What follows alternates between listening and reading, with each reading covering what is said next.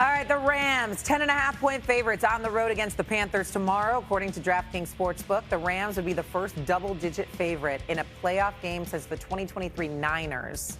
They were able to pull it off. Should the Rams be on upset alert after they already lost to the Panthers in Carolina during the regular season? Mr. Former Panther? Absolutely. I'm going to tell you why. So we just going to act like a couple weeks ago didn't happen? With the blazing hot Los Angeles Rams. They went into the Bank of America. They went into the bank, as we call it, there in Charlotte. Beautiful people there.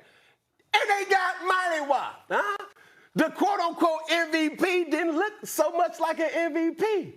So I'm starting to say, hold on now. Hold on. So you're telling me there's a chance. Is this the most dangerous team in the NFL? Yep, but that was the regular season. Now Ryan Clark insert playoff football where anything, and I mean anything can happen. That team shows up.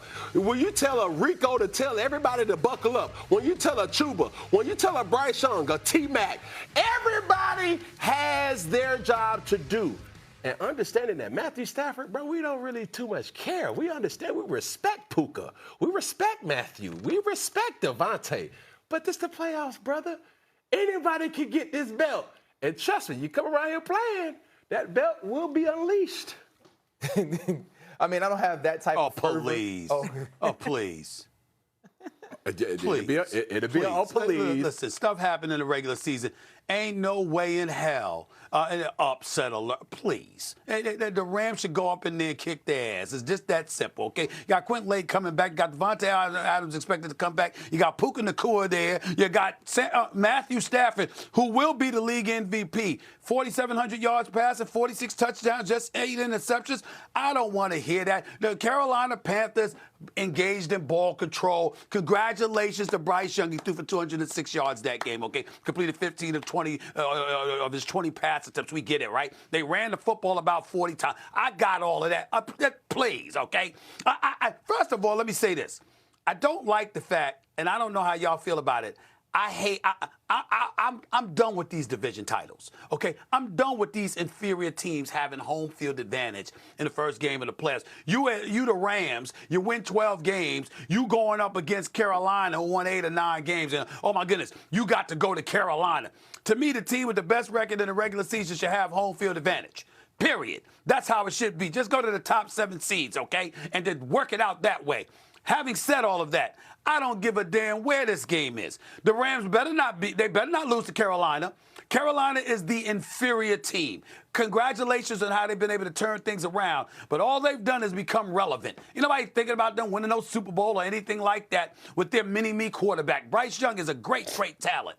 I like him a lot. I loved him at Alabama. But my God, how small he is. He is the equivalent of mini-me compared to these NFL monsters that he's on. I'm talking about size. I'm just talking about size, nothing more. Just talking about size. He's so small compared to the rest of these guys. I'm telling you right now, you got to hunt. Go after him.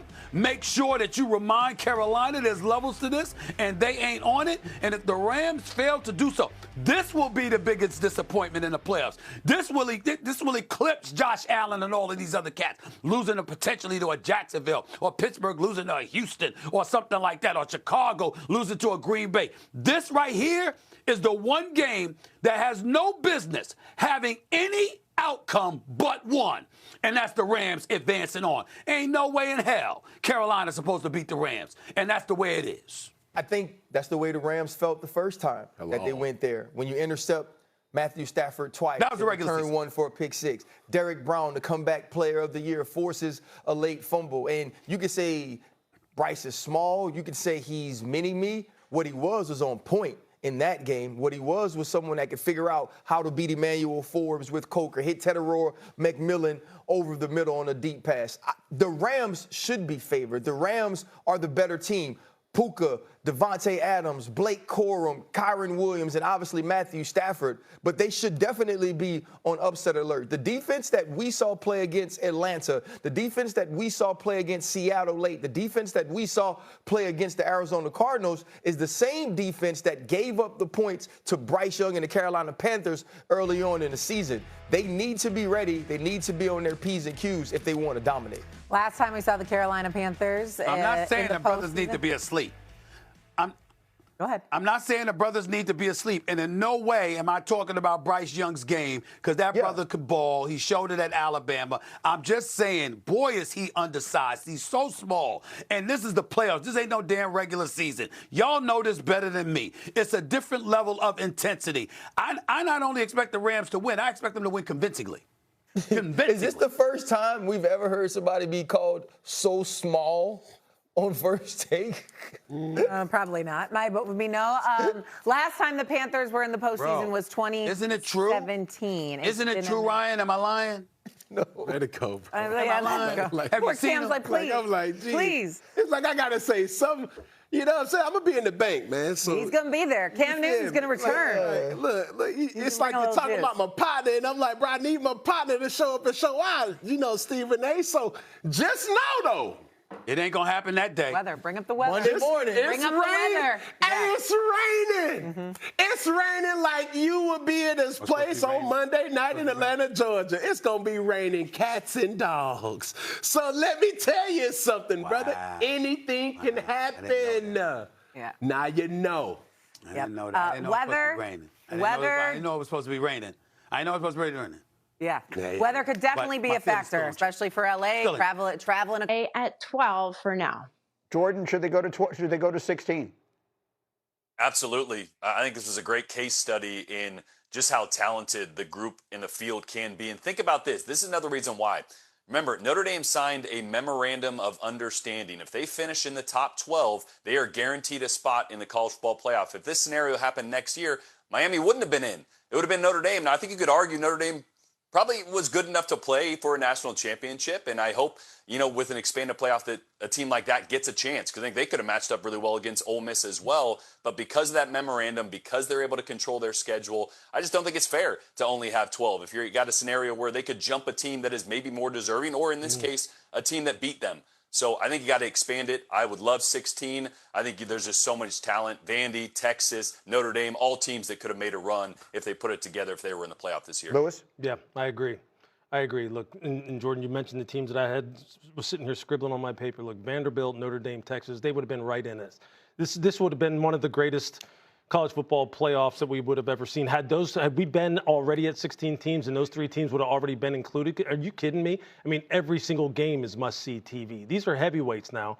I mean, right now, look, for all that right now that we have issues with when it comes to college football, the talent level on these teams, on these top 16, top 20 teams, when we're talking about getting the best teams in here, is extraordinary. They're playing some extraordinary football. I think college football fans deserve it. These kids deserve it to be able to compete for a national title. And however we need to go about it to make sure that they're all included, we need to make sure that that happens. Tate.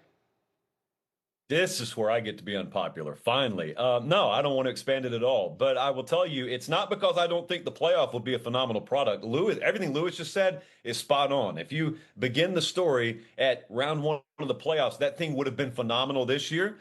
Vanderbilt could make a run. Texas could make a run. Miami is making a run. You know, Greeny, I'm a regular season absolutist. So that's what matters first and foremost to me. We've had this debate a million times, but I'll just say, look, Miami may go on to win a national title. But if the reason they didn't get to is because they lost to SMU and Louisville in the middle of the season, an attitude like mine looks and says, well, don't lose 2 of those games in the middle of the season. I've got no problem with the amount of playoff spots being that finite that regular season losses mean that much. But clearly I'm in the minority, and so I expect us to expand any minute now. Heather, final word before you leave for the airport. I would just remind people that in addition to the point about Notre Dame, next year,